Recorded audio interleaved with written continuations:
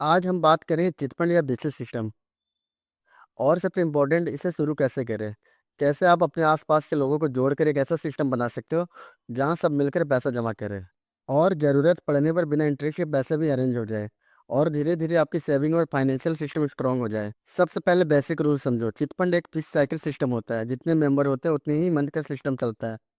जैसे अगर 5 लोग हैं तो 5 महीने तक सिस्टम चलेगा और जनरली 5 या 20 या 30 मेंबर तक का ग्रुप बनाना सही माना जाता है। अब बात करते हैं स्टार्ट करने से पहले क्या-क्या चीज़ ज़रूरी होता है। सभी मेंबर का आधार कार्ड वेरीफाई होना चाहिए। ₹100 का नोटरी एग्रीमेंट होना चाहिए और कुछ क्लियर रूल होने चाहिए। जैसे हर महीने पेमेंट कंपल्सरी हो, लेट होने पर फाइन लगे, डिफ़ॉल्ट होने पर पेनल्टी हो, एग्ज़िट का रूल क्लियर हो। साथ ही हर मेंबर के 1 या 2 गारंटर होने चाहिए ताकि सिस्टम स्मूथली चले और कोई प्रॉब्लम ना आए। अब समझते हैं कैसे सिस्टम को प्रैक्टिकली स्टार्ट करते हैं। सबसे पहले ऑर्गेनाइज़र डिसाइड करता है कितने अमाउंट का चिटफंड चलाना है। जैसे 20,000, 50,000, 1 लाख। और फिर उस हिसाब से मेंबर और मंथ डिसाइड किया जाता है। अब एक एग्जांपल से समझते हैं। मान लो 5 लोग का ग्रुप है और हर मेंबर 5,000 पर मंथ देगा। इसके अलावा ₹100 मैनेजमेंट फीस लक्ष्य देनी होगी जो ऑर्गेनाइजर को मिलेगी सिस्टम मैनेज करने के लिए। तो हर महीने 5,000 फंड में जाएगा और 100 ऑर्गेनाइजर की फीस होगी। इस हिसाब से टोटल फंड 25,000 बनेगा। अब बात करते हैं, मंथ में सब लोग पैसा जमा करते हैं और 25,000 रेडी हो जाता है। अब स्टार्ट होती है ऑक्शन। ऑर्गेनाइजर मिनिमम 1,000 से बोली स्टार्ट करता है। जिसको पैसे की ज़रूरत होती है वो बोली बढ़ाता है। जैसे कोई बोलता है 2,000, कोई बोलता है 3,000। ऐसे करके बिडिंग इंक्रीज होते रहता है।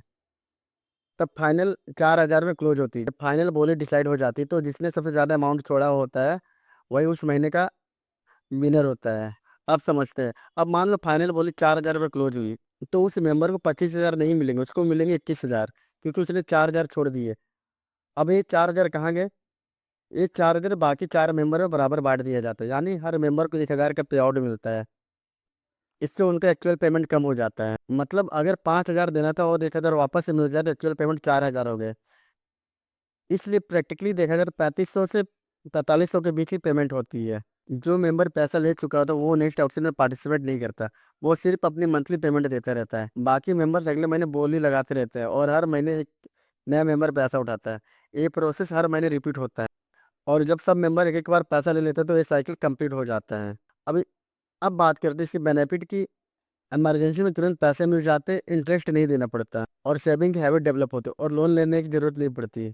जो अर्ली पैसा लेता है वो थोड़ा डिस्काउंट देता है और जो लास्ट में लेता है वो ज़्यादा प्रॉफिट कमाता है। ऑर्गेनाइजर का काम होता है कि सिस्टम को मैनेज करना, रिकॉर्ड मेंटेन करना और टाइम पर सबको पैसा दिलवाना। ऑर्गेनाइजर को हर मेंबर से ₹100 पर मंथ मिलता है। अगर ऑर्गेनाइजर मल्टीपल ग्रुप चलाता है तो इससे अच्छी इनकम जनरेट भी कर सकता है। अगर आप इस सिस्टम को सही तरीके से चलाते हो और सही लोगों के साथ काम करते हो तो चिटफंड एक पावरफुल फाइनेंशियल सिस्टम बन सकता है जो आपको सेविंग भी सिखाता है और ज़रूरत पड़ने पर पैसा भी देता है।